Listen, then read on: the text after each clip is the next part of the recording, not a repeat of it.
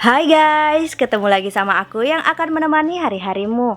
Apa kabar kalian semua? Semoga kalian baik-baik saja ya.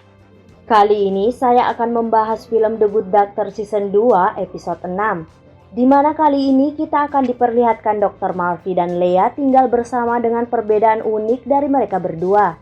Penasaran dengan keseruannya? Oke, tanpa basa-basi, kita langsung bahas filmnya. Tapi video ini mengandung spoiler ya. Jika tidak keberatan dengan spoiler, tonton videonya sampai habis.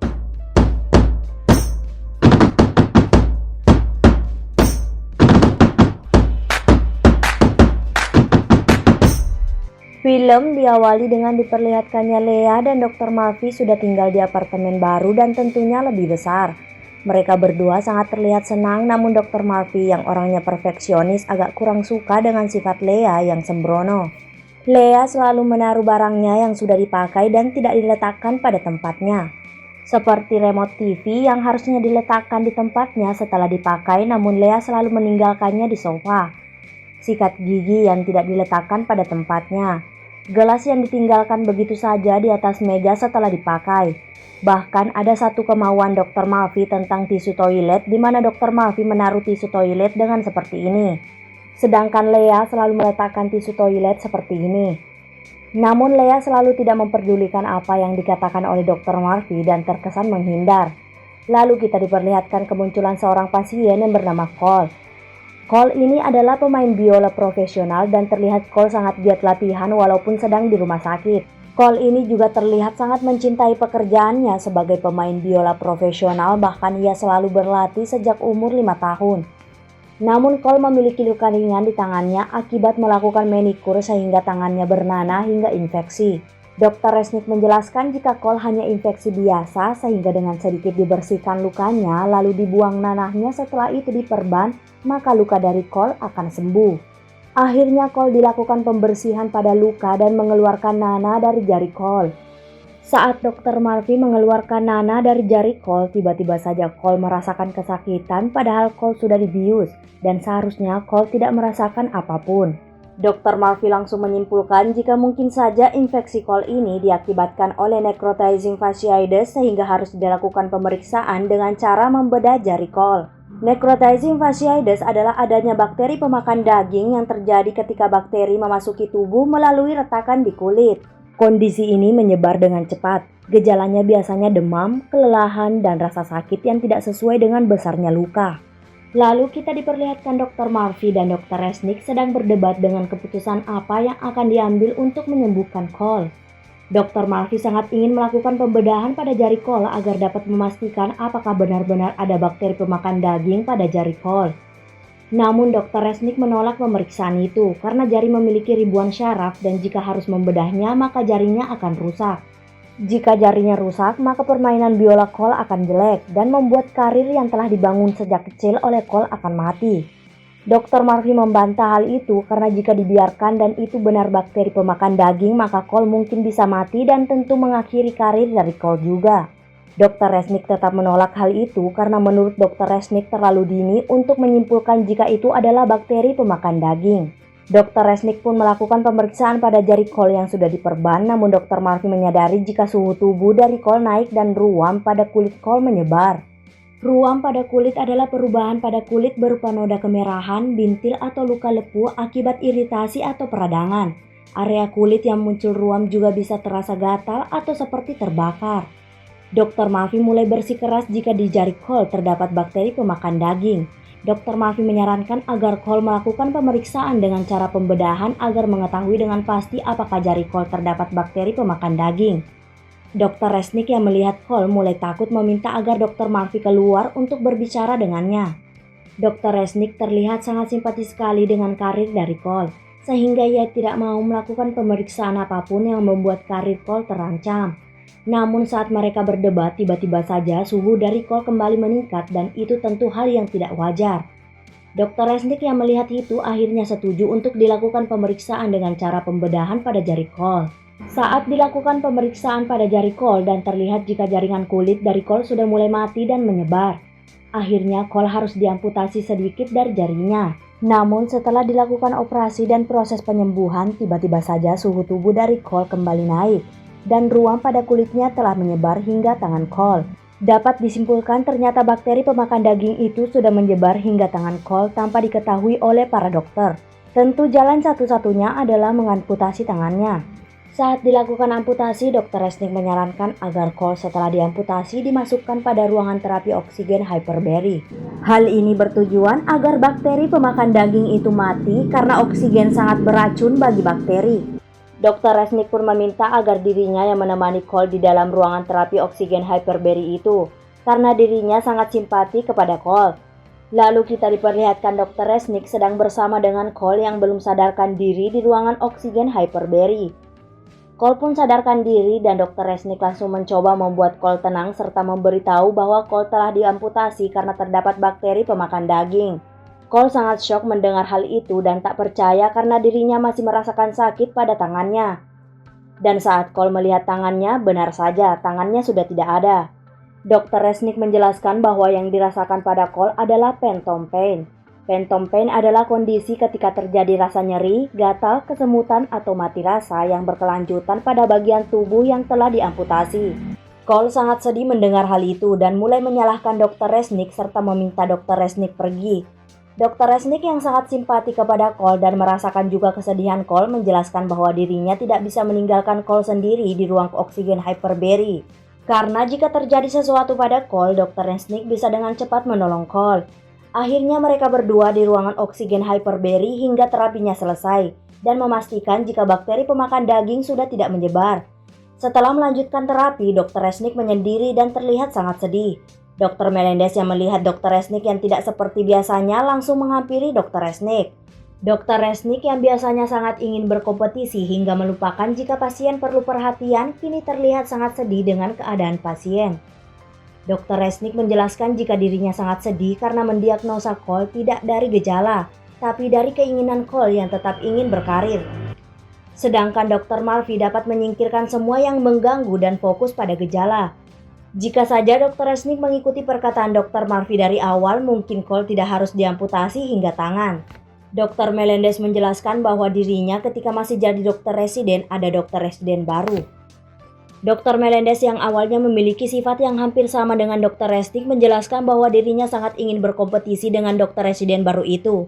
Namun ternyata dokter residen baru itu sama sekali tidak memperdulikan Dr. Melendez dan terus belajar menjadi dokter hebat tanpa harus memikirkan berkompetisi dengan Dr. Melendez. Dan kini dokter residen baru itu telah menjadi salah satu dokter ahli bedah trauma terbaik yaitu Dr. Lim. Lalu kita diperlihatkan seorang pasien wanita yang bernama Riley dibawa ke dalam rumah sakit. Riley mengalami epistaxis atau sering kita kenal dengan sebutan mimisan. Mimisan dari Riley sangat parah dan terus mengalir sehingga harus ditutup terus oleh Riley. Riley datang bersama dengan ayahnya yang bernama Bruce. Akhirnya pendarahan dari Riley dapat diatasi dan menutup pendarahannya. Secara bersamaan ibu dari Riley datang yang bernama Stella. Namun Stella dan Bruce sudah bercerai.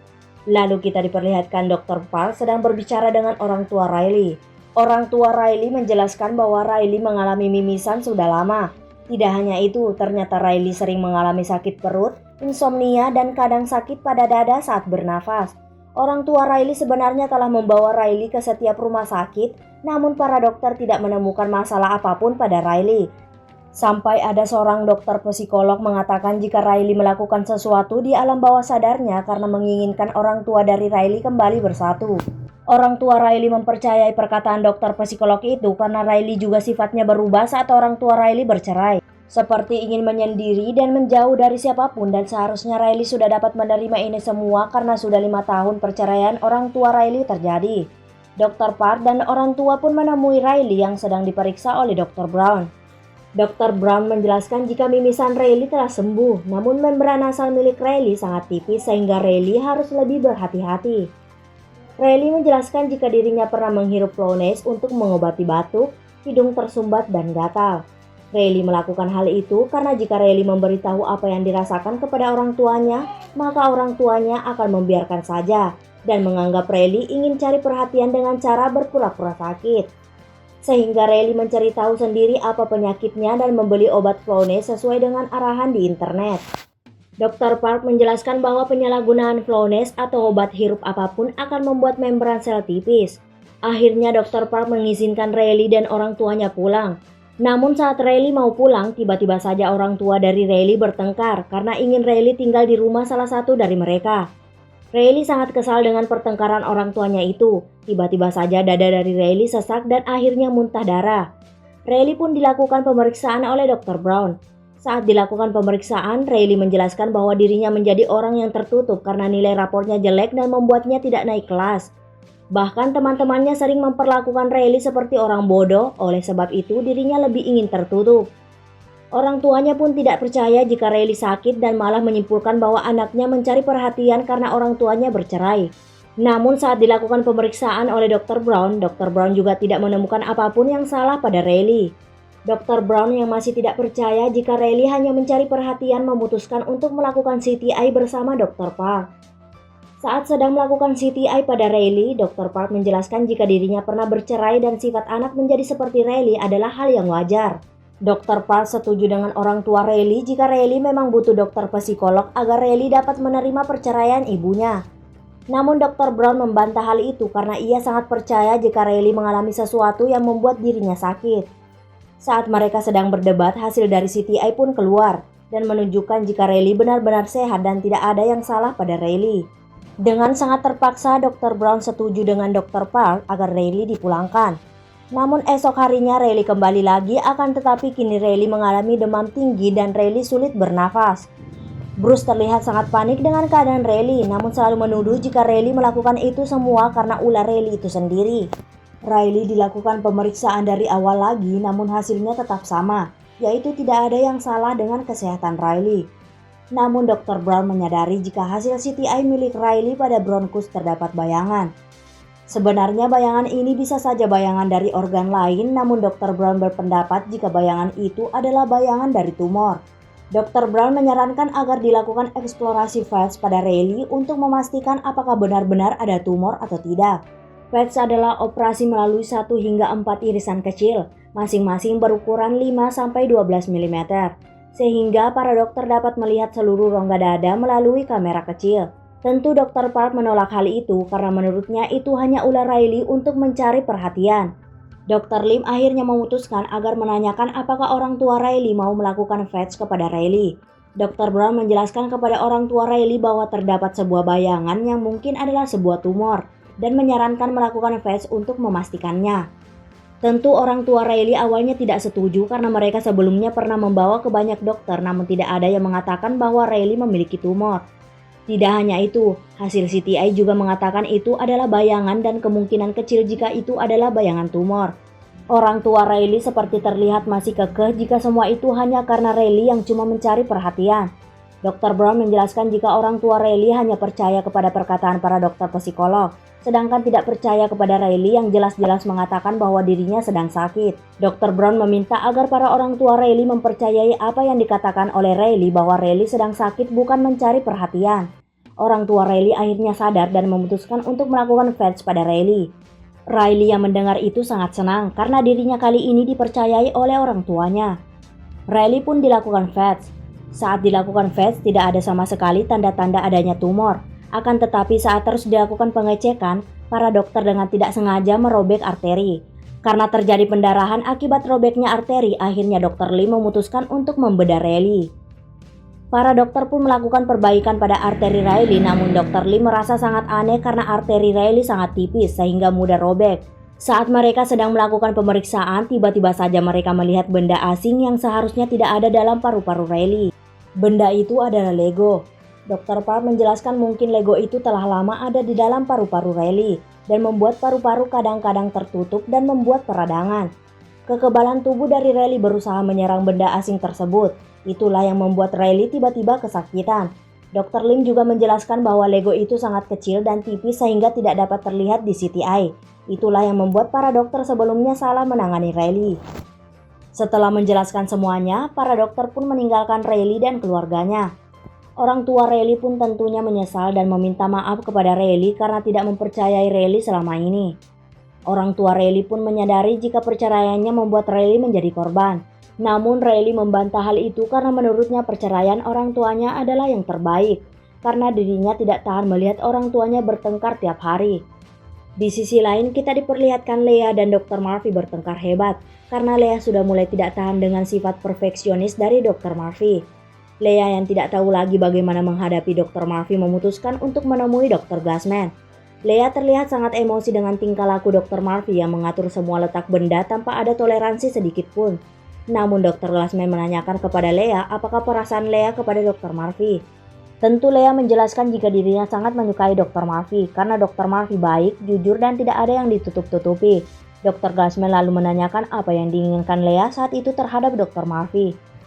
Lea menjelaskan jika dirinya ingin Dr. Murphy berubah. Secara bersamaan Lea sadar jika dirinya tidak bisa merubah Dr. Murphy karena sifat mendasar dari Dr. Murphy lah yang membuat Lea menyukainya.